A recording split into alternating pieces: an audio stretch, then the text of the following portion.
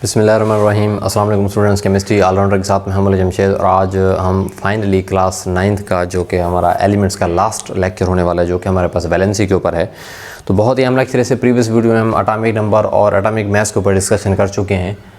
तो स्टूडेंट्स अब हम वैलेंसी के टॉपिक को करते हैं, जो कि एक एलिमेंट की एटम के मुतालिक बहुत ही अहम टॉपिक है। देखिए स्टूडेंट्स, वैलेंसी कोई मुश्किल बात नहीं है, सिंपल सी बात है कि इसको हम बोलते हैं कंबाइनिंग कैपेसिटी। मतलब किसी एलिमेंट की जुड़ने की जो सलाहियत होती है, किसकी? The combining capacity of an element, किसके साथ? With the other elements. जो दूसरे एलिमेंट हैं, एक सिंपल अगर समझे तो एक एलिमेंट की दूसरे एलिमेंट के साथ जो जुड़ने की सलाहियत होती है ना, वो उस एलिमेंट की क्या कहलाती है? वैलेंसी कहलाती है। मैं भी आपको समझाता हूँ। देखिए स्टूडेंट, आपके पास 118 एलिमेंट हैं, हम पढ़ चुके हैं। उनमें से 25-30 एलिमेंट जो अहम थे मैंने आपको वो बताए भी हैं। 118 एलिमेंट क्या अलग अलग रहते हैं या एक दूसरे के साथ जुड़कर भी रहते हैं? तो इसी बात को हमने समझना है, क्योंकि 118 एलिमेंट में से काफ़ी सारे एलिमेंट एक दूसरे के साथ क्या होते हैं? मोस्टली जुड़ कर रहते हैं। कुछ ऐसे भी हैं जो दूसरों के साथ जुड़ने की सलाहियत नहीं रखते, वो नहीं जुड़ना चाहते। आखिर कुछ एलिमेंट एक दूसरे के साथ जुड़ते हैं, कुछ एलिमेंट एक दूसरे के साथ नहीं जुड़ते। इसकी भी एक वजह है। पहली बात तो ये समझें कि एक एलिमेंट दूसरे एलिमेंट के साथ क्यों जुड़ता है। अगर जुड़ता है तो कितने एलिमेंट्स को जोड़ सकता है खुद के साथ, हम इस चीज़ को समझते हैं। देखिए, इससे प्रीवियस वीडियो में हम ये बात डिस्कस कर चुके थे। जैसा कि मान लीजिए ये कार्बन का एटम है C6 और C6 और 12 है। ये हमारे पास क्या होता है? एटॉमिक नंबर होता है। ये हमारे पास क्या होता है? एटॉमिक मास होता है। जो अगर आपने इनको याद नहीं किया तो इनको पहले अच्छे से याद कर लीजिए, क्योंकि ये बहुत ज़्यादा यूज़ होने वाला है। यही बात इसी वजह से, जैसे कि अब मैं पढ़ाने वाला हूँ, प्रीवियस वीडियोज़ में मैंने आपको बता दिया, उसको अच्छे तरीके से याद करें पहले आप। तो सिंबल एटॉमिक नंबर आना चाहिए, एटॉमिक मास आना चाहिए। क्यों? क्योंकि पढ़ाते वक्त फिर आपको यहाँ पर कन्फ्यूजन ना हो। अब 6 कौन सी दो बातें बताता है? आपके पास प्रोटॉन भी 6 हैं, आपके पास इलेक्ट्रॉन भी कितने? 6 है। आपके फौरी जहन में आना चाहिए। अब ये अब बार बार यूज़ होंगे तो इनको अच्छे से याद कर लें। तो ये प्रोटॉन और न्यूट्रॉन का मजमू होता है, ये सिर्फ प्रोटॉन होते हैं। अच्छा, प्रोटॉन आपको पहले पता 6 हैं। अगर प्रोटॉन 6 हैं तो पक्की बात है 12 कैसे होंगे? अगर ये 6 न्यूट्रॉन होंगे तो 12 होगा ना। तो इसका मतलब हुआ प्रोटॉन भी 6, इलेक्ट्रॉन भी 6, न्यूट्रॉन भी 6। तो इस तरीके से ये वाली सारी मालूमात एक सैम्बल से आपको मिल सकती है। और ये वाले सैम्बल आपको कहाँ से मिले? केमिस्ट ने काफ़ी सारी कोशिश करने के बाद कि एक एटम के अंदर क्या होता है, इलेक्ट्रॉन किस तरीके से पाए जाते हैं, वहाँ से ये सारा कुछ निकाल के आपको समझाया। बहरहाल हमारा यहाँ पर टॉपिक ये नहीं है, हमने ये समझना है। अब ये जो कार्बन एलिमेंट का एक एटम है, जैसा कि मैंने बताया था ना, कार्बन का एलिमेंट, उसके अंदर क्या होते हैं? छोटे छोटे एटम पाए जाते हैं। ये उस एक एटम को लिया जो कि इस तरीके से था, इस तरीके से हमने इसको समझाया। अब एक कार्बन एटम कितनों को खुद के साथ जोड़ सकता है? या सिंपल मैं कहूँ तो एक कार्बन की जो कैपेसिटी है कंबाइन करने की, वो कितनी है? ये कितनों को खुद के साथ जोड़ सकता है? उसी की, इस एटम की, कार्बन एटम की जो किसी को जोड़ने की सलाहियत है, इसी को हम कार्बन की क्या बोलते हैं? वैलेंसी बोलेंगे, कंबाइनिंग कैपेसिटी बोलेंगे। देखें, अब ये वाला जो कार्बन है, ये खुद के साथ, जैसे कि अगर ये हाइड्रोजन इसके साथ आ जाए तो ये 4 हाइड्रोजन खुद के साथ जोड़ सकता है। मतलब सिंपल बोलूँ तो ये कार्बन है, एक हाइड्रोजन ये जुड़ा है, ये दूसरा हाइड्रोजन है, ये तीसरा हाइड्रोजन है, ये चौथा हाइड्रोजन है। खुद के साथ 4 हाइड्रोजन को क्या कर सकता है? जोड़ सकता है। अब सवाल यहीं पर यही पैदा होता है कि भाईजान ये 4 को क्यों जोड़ रहा है? 3 को भी इसे जोड़ना चाहिए। अच्छा, इस तरीके से मैं भी समझाऊंगा, सारा समझाऊंगा भी। आप थोड़ा सा माइंड अपना क्लियर करते हैं ताकि आपको पता चले। नाइट्रोजन अपने साथ 3 हाइड्रोजन को जोड़ सकता है। कैसे? सिंपल, मतलब जो नाइट्रोजन है वो अपने साथ कितने हाइड्रोजन को जोड़ सकता है? 3 हाइड्रोजन को जोड़ सकता है। इसी तरीके से अगर आपके पास ऑक्सीजन हो, ठीक है, जो वाटर का फार्मूला है, ऑक्सीजन अपने साथ कितने हाइड्रोजन को जोड़ सकता है? 2 हाइड्रोजन को जोड़ सकता है। जो मैं समझाने की कोशिश कर रहा हूँ। और इस तरीके से क्लोरीन अपने साथ कितने हाइड्रोजन को जोड़ सकता है? क्लोरीन अपने साथ सिर्फ एक ही हाइड्रोजन को जोड़ सकता है, जिसको सिंपल हम ऐसे लिख देते हैं। तो ये क्लोरीन की कंबाइनिंग कैपेसिटी है कि एक हाइड्रोजन एलिमेंट के एटम को जोड़ा। अच्छा, कार्बन ने 4 हाइड्रोजन के दूसरा एलिमेंट हो गया ना, असल में तो एक एलिमेंट का एटम इसका होता है, दूसरा एटम इसका होता है। हम जनरली तो बोलेंगे ना, वो एलिमेंट्स की बात करेंगे, वो तो एलिमेंट के अंदर पाए जाने वाले छोटे छोटे एटम है, असल में तो वो एटम जुड़ते हैं। तो जनरली हम कह देते हैं कि एक एलिमेंट दूसरे एलिमेंट के साथ क्या होता है, जुड़ रहा होता है। असल में उस एलिमेंट का एटम दूसरे एलिमेंट के एटम के साथ किस हद तक जुड़ सकता है, या इसका एटम अपने साथ कितने एलिमेंट्स को जोड़ सकता है, उनके एटम्स को जोड़ सकता है। तो ये भी एटम है, हाइड्रोजन। कार्बन भी क्या एटम है।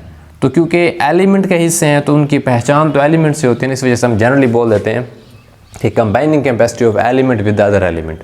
असल में उन एलिमेंट के एटम दूसरे एलिमेंट के एटम के साथ क्या होते हैं, जुड़ रहे होते हैं। बात को समझिए ज़रा। इसने भाईजान 4 को क्यों जोड़ा, इसने 3 को क्यों जोड़ा, इसने 2 हाइड्रोजन को क्यों जोड़ा, इसने सिर्फ 1 को क्यों जोड़ा। ये जो जोड़, अच्छा, इस कार्बन ने इन 4 हाइड्रोजन को जोड़ा, इसी वजह से इसकी वैलेंसी कितनी है, 4 है। अच्छा, इसने नाइट्रोजन ने 3 को जोड़ा, इस वजह से इसकी वैलेंसी कितनी है, 3 है। इसने 2 को जोड़ा, इसकी वैलेंसी 2 है। इसने 1 को जोड़ा, इसकी वैलेंसी 1 है। ये लाजमी नहीं है हाइड्रोजन है, कोई और एलिमेंट भी हो सकता है, एलिमेंट के एटम हो सकते हैं। मैंने जनरली सिर्फ जो है मिलते जुलते एग्जाम्पल लिए। तो स्टूडेंट बात को समझे ज़रा, ये जो इनकी जुड़ने की सलाहियत होती है ना, कि कौन कितने, ये 4 जोड़ेगा, ये 3 जोड़ेगा, वो 2 या 1 या बिल्कुल नहीं जोड़ेगा। अब जैसे कि हीलियम है, ठीक है, ये किसी को भी अपने साथ नहीं जोड़ता, ठीक है। हीलियम दूसरा एलिमेंट है, अगर आप पढ़ें तो ये He2 है, अगर आपको पता हो तो ये किसी को अपने साथ नहीं जोड़ता। तो वही बात हमें जाननी है कि आया कि क्यों ये 4 को जोड़ रहा है, ये 3 को, वो 2 को, ये 1 को, ये किसी को नहीं जोड़ रहा। अगर कोई पता तो चले किस तरीके से है। तो स्टूडेंट इस बात को समझने के लिए हमें थोड़ी सी एटम की फिर से बात करनी होगी, थोड़ी सी। देखें, रट्टा नहीं लगाना, अगर मैं चाहूँ तो जल्दी से बता सकता हूँ। देखें, हमारे पास जो कार्बन का एक एटम है, बात को समझिएगा। मैं पहले चलो इसकी एग्जांपल ले लेता हूँ, कार्बन की चलें। C6H12 है, इसको फिर एटम की फॉर्म में ले हैं। इसका सेंटर में पॉजिटिव होता है, जिसको न्यूक्लियस बोलते हैं, जिसमें क्या होते हैं, प्रोटॉन और न्यूट्रॉन होता है। इसके गिर्द क्या होते हैं, मैं आपको बता चुका हूँ, ये शेल होते हैं। इन शेल के अंदर क्या घूमते रहते हैं, इलेक्ट्रॉन घूमते रहते हैं। अब बात को समझिए, इस कार्बन का क्या मतलब है, इसका मतलब है इसके 6 है, तो इसका मतलब है इसके प्रोटॉन भी 6 हैं, इसके इलेक्ट्रॉन भी 6 हैं। बता चुका हूँ अभी मैं, अब मैं बार बार नहीं बताऊँगा, क्योंकि आपको इसको समझ आनी चाहिए। अच्छा, मास नंबर क्या होता है, प्रोटॉन प्लस न्यूट्रॉन, इसका मतलब है इसके प्रोटॉन तो 6 हैं, न्यूट्रॉन भी 6 होंगे, तब जाके क्या होंगे, 12 होंगे। तो ये वाली इन्फॉर्मेशन आपको पता है।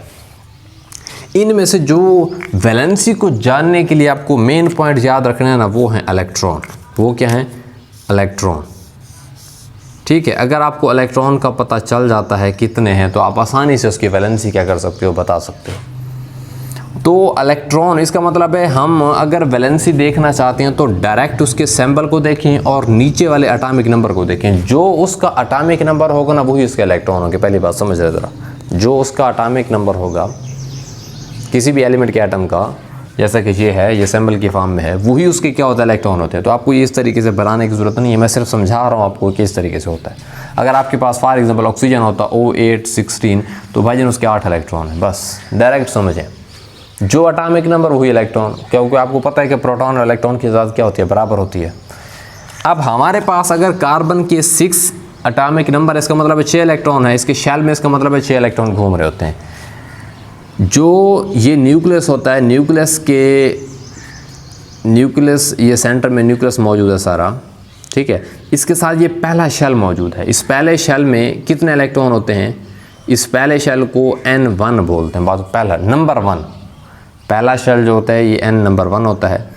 और इसी का दूसरा नाम ना, अगर आप ABC से शुरू करें तो एटम के ना, ये आयोपेक ने एक जो हमारी International Union Pure and Applied Chemistry तंजीम है, उन्होंने बताया कि जो एटम का पहला शेल होता है उसको N1 भी बोल सकते हो। अगर N1 की वैल्यू हो, ठीक है, नंबर 1 हो, तो आप समझ जाना पहले शेल की, एक एटम के पहले शेल की बात हो रही है। और अगर ABC में ABC से शुरू नहीं किया, उन्होंने K से शुरू किया, तो उन्होंने जैसे किया हमें वैसे करना पड़ेगा। अगर K होगा तो समझ जाना पहले शेल है, K के आगे ABC शुरू, जैसे आप करते हैं KL, ठीक है। इसी तरीके से अगर और हमारे पास शेल होता, इस तरीके से अगर और हमारे पास शेल होता तो KLM फिर NOP वगैरह वगैरह, ऐसे आपके पास काफ़ी सारे शेल होते हैं। बहरहाल हमें क्या करना है, हमें इसके 6 इलेक्ट्रॉन को फिल करना है यहाँ पर। अब हमें इसके पहले शेल N जो कि 1 है, फिर ये कौन सा होगा N2 होगा, ये कौन सा होगा N3 होगा। तो समझ रहे हैं, ये इनके शेल के नाम हैं जो अभी मैं दूसरे चैप्टर में इनको डिस्कस करूँगा। आप अब इतना समझिए कि N की वैल्यू अगर 1 हो तो समझ जाइए वो K शेल की बात होगी। और K शेल कौन सा होता है, हमारे पास फर्स्ट शेल होता है। किसी भी एटम का कौन सा होता है, पहला शेल होता है। जब भी मैं K शेल का नाम लूँ समझ जाना पहले शेल की बात हो रही है। जब मैं बोलूँ कि N की वैल्यू 1 हो तो कौन सा शेल है, समझ जाना 1 है। तो ये है। अच्छा, इनके अंदर फिर इलेक्ट्रॉन की भी तादाद फिक्स होती है। बात को समझिए, एक एटम में कितने इलेक्ट्रॉन आ सकते हैं किस शेल में, ये भी तादाद फिक्स होती है। वो फार्मूला आपके पास होता है 2n²। हम ये दूसरे चैप्टर में पढ़ेंगे, लेकिन वैलेंसी को समझाने के लिए ये बहुत ज़रूरी है। देखें, 2n² अगर आपके पास हो तो पहला शेल है, पहले शेल की आपको पता है n की वैल्यू कितनी होती है, 1। तो आप डालोगे 1, इसका स्क्वायर है तो 1 का स्क्वायर क्या होता है, 1 होता है। तो 2 × 1 = 2। तो इसका मतलब है वो कहता है पहले शेल में ज़्यादा से ज़्यादा आप 2 इलेक्ट्रॉन ऐड कर सकते हो, इससे ज़्यादा इलेक्ट्रॉन नहीं आ सकते। ओके हो गया। तो ये बात आपने याद रखनी है, पहले शेल में हमेशा सिर्फ एक एटम के कितने इलेक्ट्रॉन आ सकते हैं, सिर्फ 2 आ सकते हैं इलेक्ट्रॉन। अच्छा, फिर बढ़ाते हैं, 2n² वही फार्मूला है। अगर आपके पास शेल दूसरा हो, n की वैल्यू कौन सी हो, 2 हो, तो 2 का स्क्वायर कितना होता है, 4। तो 4 × 2 कितने होंगे, मतलब दूसरे शेल में मैक्सिमम कितने इलेक्ट्रॉन आ सकते हैं, 8। ये आपको 2-3 का पता होना चाहिए। ये तो मैं फार्मूले से समझा रहा हूँ, तो हम ये मज़ीद करेंगे। अच्छा, अगर आपके पास तीसरा शेल हो तो यहाँ पर 3 पुट करेंगे। 3 की पावर अगर 9 इसका स्क्वायर है तो कितना होगा, 3 × 3 = 9, और हमारे पास कितना आएगी, 18 इलेक्ट्रॉन आ जाएंगे, 9 × 18 इलेक्ट्रॉन। तो अभी आप इतना ही समझें, कितना समझें, 2, 8, 18 इतना ही समझें। पहले शेल में कितने इलेक्ट्रॉन आ सकते हैं, 2, दूसरे शेल में 8, तीसरे में 18। अब लाजमी नहीं है कि किसी के एटम के इलेक्ट्रॉन यहाँ फिल करने हों और आप बार बार इस फार्मूले को यूज़ कर रहे हो, तो इसकी प्रैक्टिस कर लें। कम से कम पहले 3-4 इलेक्ट्रॉन का, चलो चौथे का भी कर लेते हैं, ये 4 तक आपको रिमेंबर होना चाहिए। फौरी आपसे पूछा जाए बता दें आपने, इसके 32 इलेक्ट्रॉन होते हैं। तो इसको ज़रा रिमेंबर कर लें, 2, 8, 18, 32। कोई आपसे पूछे फौरी, इसका फ़ायदा, मैं रट्टा लगवाने की मेरा मकसद नहीं है। इसका फ़ायदा ये है कि जब हम पढ़ रहे होंगे फौरी बता देंगे। पहले शेल में कितने इलेक्ट्रॉन होंगे, 2, दूसरे में 8, तीसरे में 18, चौथे में 32। तो 2, 8, 18, 32 आपको ये फिंगर टिप्स के ऊपर आना चाहिए, ताकि हमारा वक्त जो है कम से कम ज़ाया हो, ताकि ये ना कि बार बार फार्मूला लगा रहे हो। तो ये आपको पता होना चाहिए। मैं फिर से बता देता हूँ, मैं अभी वैलेंसी की तरफ बढ़ता हूँ। एक एटम का जो शेप है वो इस तरीके से होता है, जिसमें सेंटर में क्या होता है, न्यूक्लियस होता है, जिसमें क्या होते हैं, प्रोटॉन और न्यूट्रॉन होते हैं। अच्छा, उसके गिर्द क्या होते हैं, इनको बोलते हैं शेल मौजूद होते हैं। पहले शेल को n = 1 बोलते हैं, और इसको ABC में शुरू कहाँ से करना है, K। जब भी K शेल का नाम लिया जाए समझ जाना वो पहला शेल है, और n की वैल्यू कौन सी होगी, 1 होगी। अगर n की वैल्यू 2 हो तो समझ जाना शेल कौन सा है भाईजान, L है आपके पास। अगर n की वैल्यू 3 हो तो शेल कौन सा है, M है। इस तरीके से ABC में चलते हैं। अगर n की वैल्यू 4 होगी तो शेल कौन सा होगा, N। M के आगे N है। इस तरीके से आप कोई भी शेल हो बता सकते हो आसानी के साथ। तो पहले शेल में अगर सिर्फ, इसका मतलब है अगर यहाँ देखें तो पहले शेल में सिर्फ 2 इलेक्ट्रॉन आ सकते हैं, दूसरे शेल में सिर्फ 8 इलेक्ट्रॉन आ सकते हैं, तीसरे शेल में 18 इलेक्ट्रॉन आ सकते हैं। ओके हो गया, ठीक है, इस बात की हमें समझ आ गई है। तो अब हम क्या करते हैं, मैं इरेज कर देता हूँ इसको जल्दी से।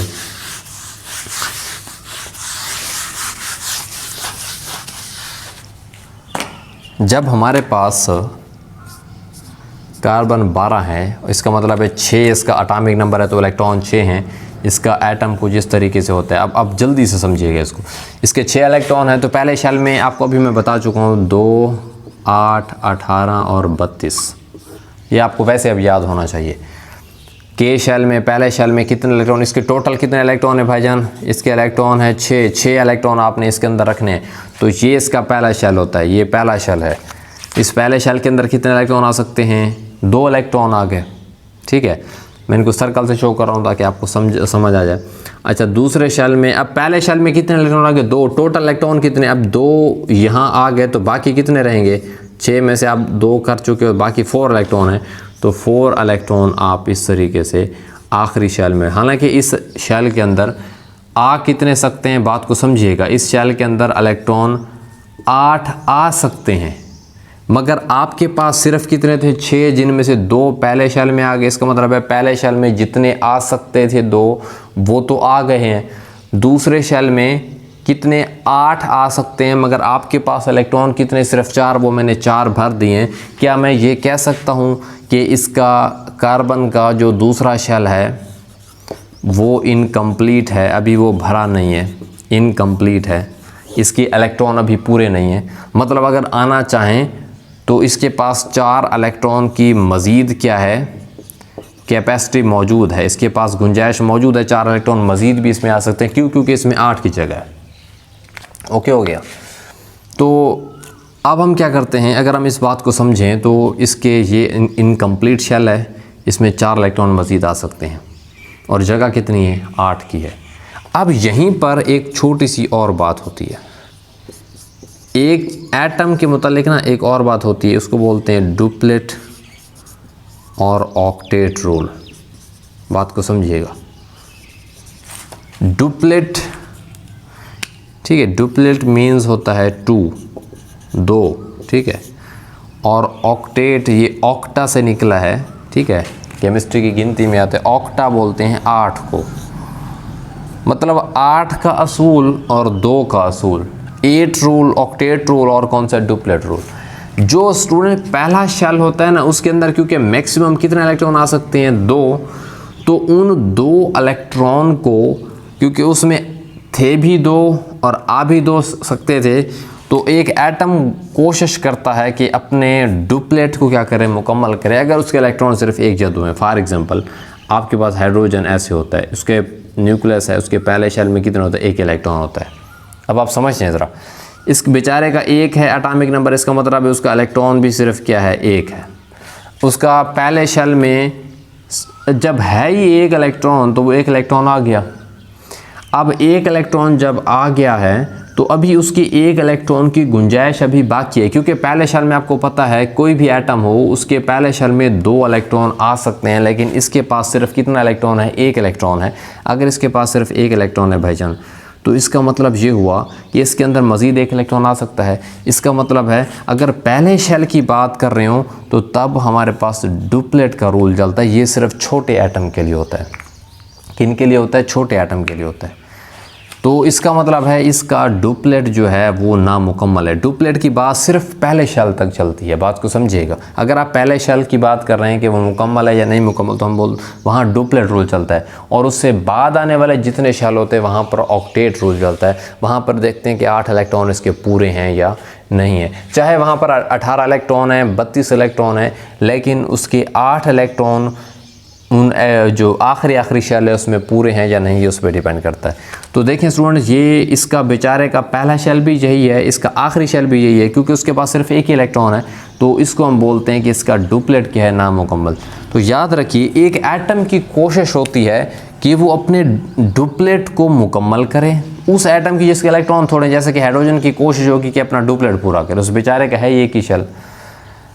और जो बड़े होते हैं उनको तो ऑटोमेटिकली डुप्लेट पूरा होता है, क्योंकि ये इलेक्ट्रॉन पहले शेल में ही क्या होते हैं, कंप्लीट हो जाते हैं। और मोस्टली में क्या होते हैं, ऑक्टेट रूल होता है, जिसमें वो कोशिश करते हैं, जैसा कि ये है, ये कोशिश करेगा कि इसके कितने 4 इलेक्ट्रॉन मौजूद हैं और इसके बाकी कितने आ सकते हैं, मज़ीद 4 इलेक्ट्रॉन आ सकते हैं। तो ये कोशिश करेगा कि मैं अपने यहाँ पर 8 इलेक्ट्रॉन, जो कि ये जो एटम का बाहर वाला शेल होता है, इसको ज़रा अहम पॉइंट है समझ लें।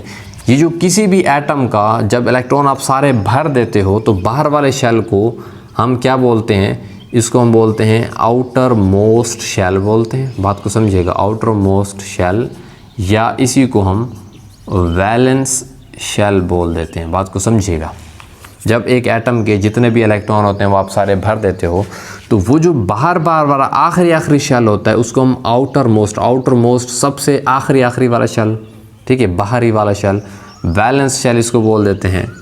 तो ये शेल होता है। तो एक एटम की ये कोशिश होती है कि वो अपने आउटर मोस्ट, अंदर वाले शेल की बात नहीं हो रही। अब इस बेचारे का तो हाइड्रोजन का पहला भी यही है, आखिरी भी यही है, तो वो तो इसी को कंप्लीट करेगा ना। तो जो जैसा कि कार्बन की बात है, इसके आखिरी शेल ये नहीं है, इसका आखिरी शेल ये वाला है। तो इसकी कोशिश होगी कि मैं अपने ना बाहर आखिरी shell outermost valence shell में क्या करूं, क्योंकि इसका डुप्लेट तो पूरा है तो ऑक्टेट होगा, तो इसके मैं यहाँ पर 8 के 8 इलेक्ट्रॉन क्या करूं, पूरे करूं। उस चीज़ को हम बोलते हैं ऑक्टेट रूल। अब ऐसा क्यों करते हैं? ये अपने डुप्लेट पूरे करना चाहता है, ये अपने ऑक्टेट को मतलब 4 इसके जो जगह बाकी हैं वो उनको पूरा करके ऑक्टेट को पूरा करना चाहता है। तो असल में ये सारे के सारे, मैं आपको यहाँ पर इसकी इरेज कर देता हूँ, आखिर ये ऐसा क्यों करना चाहते हैं? क्योंकि स्टूडेंट ये सारे के सारे जो एलिमेंट के एटम्स हैं, ये एलिमेंट समझ लो, ठीक है, या उनके क्या समझ लो एटम, वो स्टेबल होना चाहते हैं। स्टेबल मतलब क्या है? मुस्तहकम होना चाहते हैं। इसकी मैं सिंपल मिसाल दूं, अगर आपके पास साइकिल है तो आप कहोगे मुझे बाइक मिल जाए, अगर आपके पास बाइक है तो आप ख्वाहिश करोगे मुझे कार मिल जाए, एक के पास कार है तो वो बोलेगा कि यार मुझे स्पोर्ट्स कार मिल जाए, समझ आ रही है। एक के पास अगर स्पोर्ट्स कार है तो वो कहेगा मुझे हेलीकॉप्टर मिल जाए। तो मतलब ख्वाहिशात क्या होती है? बढ़ती जाए। अगर आपका पुराना घर है तो आपको अच्छा घर मिल जाए। आखिर आप पढ़ क्यों रहे हो? आप पढ़ेंगे, आपको शौक़ रहेगा, आप कोई अच्छी जो है सर्विस करेंगे, लर्न करेंगे, देन अर्न करेंगे और अपने आप को स्टेबल करेंगे, अपनी लाइफ को बैलेंस तरीके से गुजार पाएंगे। ऐसा क्यों कर रहे हैं? क्योंकि आप ख़ुद को क्या करना चाहते हो? स्टेबल करना चाहते हो। ये सिर्फ इंसानों की बात नहीं हो रही, कायनात की जितनी भी चीज़ें हैं वो ख़ुद को क्या करना चाहते हैं? स्टेबल करना चाहते हैं। इसी तरीके से एक एलिमेंट के जो भी एटम होते हैं वो ख़ुद को क्या करना चाहते हैं? स्टेबल करना चाहते हैं। और उनकी स्टेबिलिटी दो चीज़ पे, अगर छोटा है जैसे कि हाइड्रोजन जैसा है तो वो अपने डुप्लेट को पूरा करके अपनी स्टेबिलिटी को बेहतर, मतलब उस हालत में जब डुप्लेट उसका पूरा हो, जैसा कि हाइड्रोजन जैसा एलिमेंट है, एटम है, तो वो खुद को डुप्लेट पूरा करके खुद को क्या महसूस करता है? स्टेबल, मुस्तहकम, कि मैं इस हालात में क्या हूँ? फिट हूँ। और जो बड़े एटम हैं, एलिमेंट के एटम मोस्टली तो यही बड़े होते हैं, तो वो अगर अपने बाहर वाले शेल में क्या कर रहे हैं? ऑक्टेट अपना पूरा कर लें, तो वो इस हालत में ख़ुद को क्या महसूस करते हैं? स्टेबल महसूस करते हैं। तो इसका मतलब ये हुआ कि अगर कार्बन के बाहर वाले शेल में 4 इलेक्ट्रॉन हैं तो इसके शेल में आ कितने सकते हैं? 8 इलेक्ट्रॉन। अगर इसको 4 इलेक्ट्रॉन मज़ीद मिल जाएं तो इसके बाहर वाले शेल में कितने हो जाएंगे? 8।